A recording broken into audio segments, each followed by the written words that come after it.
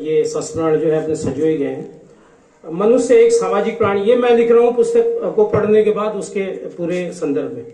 मनुष्य एक सामाजिक प्राणी है और शिक्षा उसे समाज में जीने का सलीका बताती है। किताबी ज्ञान व्यवहार में परिवर्तित हो सके, इसके लिए व्यवहारिक शिक्षा बहुत जरूरी है। समाज शास्त्र का अध्ययन कर रहे युवा अनंत का नीलगढ़ मध्य प्रदेश का आदिवासी गांव जाना महज एक इत्तेफाक था, लेकिन इस यात्रा ने उनके जीवन की दशा और दिशा ही बदल के रख दी। नीलगढ़ की प्रथम यात्रा के पीछे मकसद महज आदिवासी जनजीवन को सरसरी तौर पर देख लेना, उसकी टोह लेना ताकि गुणात्मक शोध अध्ययन प्रस्तुत किया जा सके था, लेकिन वहां के शांत ठहरे हुए जनजीवन और प्राकृतिक सौंदर्य ने उन्हें बांध लिया।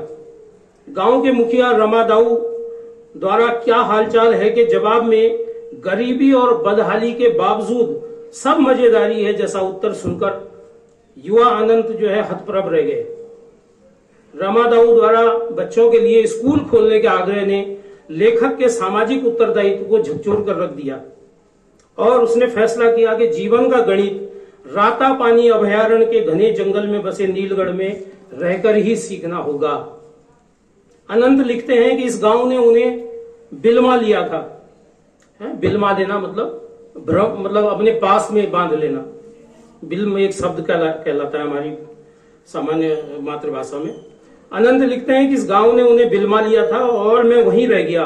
बिल्मा जाना खो जाना, मोह पास में बंध जाना, होश खो बैठना के अर्थों में इसको लिया जाता है। मैं दिल्ली वापस तो आ गया था, पर नीलगढ़ भी मानो संग संग मेरे साथ चला आया था, या फिर मैं कुछ नीलगढ़ में छोड़ गया था।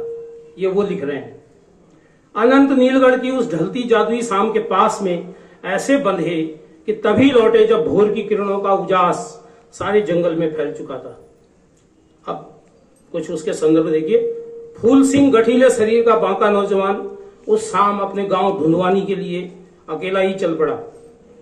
आमतौर पर लोग शाम के बाद इस जंगल में साथ मिलकर ही सफर करते हैं। धीरे धीरे अंधेरा गहराने लगा। फूल सिंह के हाथ में कुल्हाड़ी थी जिसे उसने मजबूती से पकड़ा हुआ था।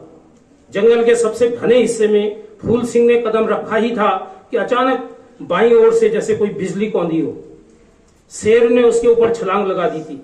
अगले ही क्षण फूल सिंह का बायां कंधा शेर के जबड़े में था। ये पुस्तक का अंश है। क्या ये शिकार कथा है? जी हाँ, ये शिकार कथा ही है। अशिक्षा, अन्याय, अपमान और अंधेरे के शिकार की, भय, भूख और भ्रष्टाचार के शिकार की ये कथा नीलगढ़ की है। ये कथा अनंत की है। ये कथा अनंत है। अनंत जी से भेंट 2008 में देहरादून में तब हुई जब मैं राज्य परियोजना कार्यालय सर्व शिक्षा अभियान में प्रतिनियुक्ति पर था। तब अनंत अजीम प्रेम जी फाउंडेशन के उत्तराखंड प्रमुख थे। मूलतः उत्तराखंड रानीखेत के निवासी अनंत गंगोला जी की शिक्षा को लेकर जो दृष्टि है उसका मैं कायल था। औपचारिक कामकाजी मुलाकातें शीघ्र ही अनौपचारिक दोस्ती में बदल गई, जिसका आधार समान सोच, समझ और संवेदनाएं थी। अनंत बहुत ही जहीन, कम लेकिन अर्थपूर्ण बोलने वाले, शिक्षा को लेकर बुनियादी समझ रखने वाले खूबसूरत व्यक्ति हैं। बातचीत में बहुत बार नीलगढ़ और वहां किए गए कार्य के संदर्भ आते थे, लेकिन जैसा कि मैंने बताया, अनंत जी ने कभी भी अपनी ओर से अपने किए का बखान नहीं किया, इसलिए मैं भी उनके इस हिस्से को बहुत नहीं जान पाया।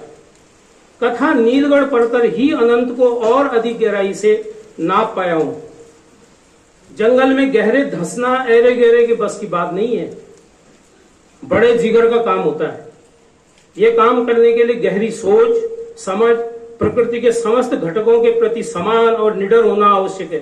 पारिवारिक संस्कार, शिक्षा और संवेदनशीलता के कारण ही मात्र 24 वर्ष की उम्र में अनंत इतना बड़ा निर्णय ले पाए होंगे। नया जानने देखने की उत्सुकता मानव स्वभाव में है, लेकिन बिरले ही किसी कारण को लेकर इतना समर्पण दिखा पाते हैं। इनटू द वाइल्ड जॉन कोरोकोर द्वारा लिखित पुस्तक, एक किताब है जॉन कोरोकोर ने लिखी है, एक संस्मरण है ये भी, इनटू द वाइल्ड द्वारा लिखित पुस्तक में भी एक अमेरिकी नौजवान ग्रेजुएट मैक कैंडलेस की सच्ची कहानी है, जो दुनिया की दुश्वारियों से निजात पाने और जीवन के रहस्यों को जानने की गरज अपना सब कुछ त्याग कर अमेरिका के भ्रमण पर निकल जाता है। इस दौरान आने वाली बाधाओं और अनुभवों में वह सीखता है और उसके व्यक्तित्व में बहुत बदलाव आते हैं। जैक लंदन एवं थोरो से प्रभावित जैक लंदन और थोरो बड़े लेखक हैं अंग्रेजी के, जिन्होंने प्रकृति के बारे में बहुत लिखा हुआ है। जैक लंदन और थोरो से प्रभावित 24 वर्षीय क्रिस्टोफर का अंत दुखद है। वह अलास्का के घने जंगलों में भूख और अकेलेपन से मर जाता है बाद में वो।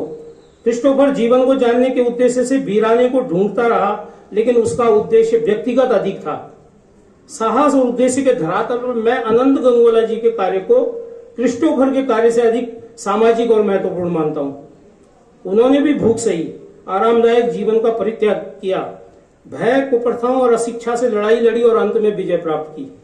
अनंत चल पड़े नीलगढ़ की ओर। फिर वह दिन आया जब मैंने ऊहापोह, ये वो लिख रहे हैं, फिर वह दिन आया जब मैंने ऊहापोह को अपने कंधे से उतार दिया और अपनी पीठ पर नीलगढ़ जाने के लिए पिट्ठू चढ़ा दिया। पिट्ठू में कुछ किताबें, 2 जोड़ी कपड़े, डिटॉल, तौलिया, रुई, एक स्विस आर्मी नाइफ, एक टॉर्च और 2 भागलपुरी चादरें थी। अनंत गंगोला की कथा नीलगढ़, मध्य प्रदेश, रायसेन जिले के रातापानी अभयारण्य में आदिवासी गांव नीलगढ़ में 3 बरस तक उन्हीं के बीच रहकर शिक्षा की अलग जगाने की कथा है। 30 बरस बाद 2021 में पुस्तक के 30 बरस बाद लिखी उन्होंने ये किताब। 2021 में पुस्तक के रूप में सजोई गई ये यादें कभी संस्मरण, कभी कहानी और कभी संपूर्ण उपन्यास को पढ़ने का अनुभव देती हैं। नीलगढ़ और रातापानी अभयारण्य के समस्त गांवों की इस कथा में लेखक संवेदना के स्तर पर कितना गहरे जुड़ा हुआ है, यह अनेक प्रसंगों में संपूर्णता के साथ दिखाई पड़ता है। लेखक ने खुशी, उत्सव, उल्लास, बदहाली, लाचारी, भय, भूख, गम और गुस्से के जैसे भावों को समेटते हुए अपनी साहित्यिक अभिरुचि का बखूबी इस्तेमाल किया है, जिससे पाठक स्वयं हर घटना का चश्मदीद सा बना रहता है। कुछ और झलकियां देखिए। गांव का इकलौता हैंडपंप एक बार फिर से पूरी बस्ती को पानी देने के लिए कमर कस रहा था। सामने एक साफ सुथरा दृश्य था, हरी धरती और नीला आसमान। मुझे अचानक याद आया कि साफ और थमे पानी में एक थरथराता हुआ सपनीला संसार पहले कभी आंखों में उभरा था। इससे पहले यहाँ की हवा में सांस लेना महीन हवा से संवाद करने जैसा था। शिक्षा की समझ बनाने के संदर्भ में लेखक कहता है, मुझे यह अंदाजा भी नहीं था कि किसी जगह इतने अलग अलग पेड़ हो सकते हैं। मेरी जानकारी में जो कुछ था, आम, केला, अमरूद, नील, पीपल, बरगद, बबूल जैसे कुछ पेड़ थे। यहाँ तो हर बच्चा 30 से 50 तक पेड़ों के बारे में जानता था। पढ़ते हुए अनेक जगह आंखें नम होती हैं, तो कहीं पर गम और गुस्से की लहर दौड़ पड़ती है, कहीं भय घेर लेता है, तो कहीं उम्मीद सहला जाती है। उत्तेजना और कौतूहल तो हर किस्से में अपनी मौजूदगी बराबर बनाए रखते हैं। जीवन के सभी रंग मौजूद हैं इस कैनवास पर। भूख से संघर्ष की एक वानगी देखिए। मुझे खाना न खाए हुए पूरे 3 दिन निकल चुके थे। मैंने एक बच्चे को गुड़ खाते देखा तो रह नहीं सका और एक टुकड़ा उससे छीनकर मुंह में डाल लिया। गुड़ के मुंह में घुलते ही भूख ने दिमाग खाना शुरू कर दिया था। मैं भूख, थकान और दर्द के कारण खटिया पर कटे पेड़ की तरह गिर गया और नींद के आगोश में समा गया। गुरुजी उठो, रोटी खा लो। इस आवाज ने मेरी नींद तोड़ी। ये खेता भैया की आवाज थी। बहुत देर तक मैं इसे सपना समझता रहा, लेकिन ये सपना नहीं था। खेता भैया हाथ में थाली लिए खाने का आग्रह कर रहे थे। उस दिन हरी अमावस्या थी, घरों में पकवान बने थे, अनेक परिवारों से खाना आया था। 4 दिन भूखे रहने के बाद खाना मिलने पर मैं बिना रुके तब तक खाता रहा जब तक कि थक नहीं गया। देखिएगा लेखक की सामाजिक दृष्टि। समाज की बेहतरी का स्थापित मॉडल तो यही था कि कोई नायक आएगा। हम समाज की जब प्रगति की कल्पना करते हैं तो ये सोचते हैं कि कोई उतरेगा, है ना, धरा पे, और वो जो है सब कुछ बदल के रख देगा। ये एक हमारी कल्पनाओं का मॉडल होता है। समाज की बेहतरी का स्थापित मॉडल तो यही कहता है कि कोई नायक आएगा और चीजें बदलेंगी। लेकिन वैकल्पिक मॉडल यह भी हो सकता है कि हम अपने अपने स्तर पर छोटे छोटे भूगोल में ऐसा समाज बनाने की कोशिश करें जहां समस्याएं तो हों पर उनसे जूझने में कोई अकेला ना हो, जहां गरीबी होगी पर बेबसी नहीं होगी, जहां बेरोजगारी तो होगी लेकिन बेकारी नहीं होगी।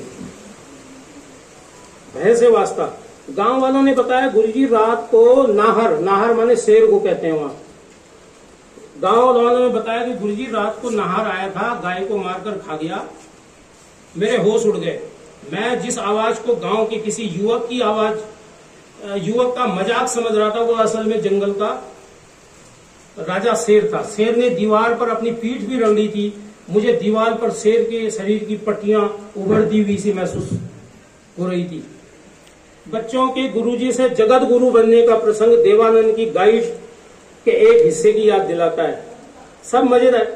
वो मैंने बताया था कि इन्होंने जब कुछ रामायण के कुछ संदर्भ उनको सुनाया तो उन्हें लगा कि ये तो बहुत पहुंचा हुआ कोई संत है, तो उन्होंने रिक्वेस्ट की कि आप जो है हमारे एक समारोह में जो है चलें। और जो भागलपुरी वो चद्दर थी उसको लपेट के ये वहां बैठे, जैसे देवानंद जो है गाइड फिल्म में गांव वालों की समस्याओं के लिए बैठते हैं। तो ये लगभग उससे जुड़ा हुआ ऐसा संदर्भ है। सब मजेदारी है। कथा नीलगढ़ एक पुनर्जागरण कथा है, एक मुक्ति कथा है, जिसमें कदम बढ़े हैं अशिक्षा से शिक्षा की ओर, बदहाली से खुशहाली की ओर, शोषण और भ्रष्टाचार से मुक्ति की ओर, गंदगी और बीमारी से स्वच्छता और स्वास्थ्य की ओर, भय से सुरक्षा की ओर, बेबसी और लाचारी से उत्साह और उल्लास की ओर, मतदाता से उम्मीदवार की ओर।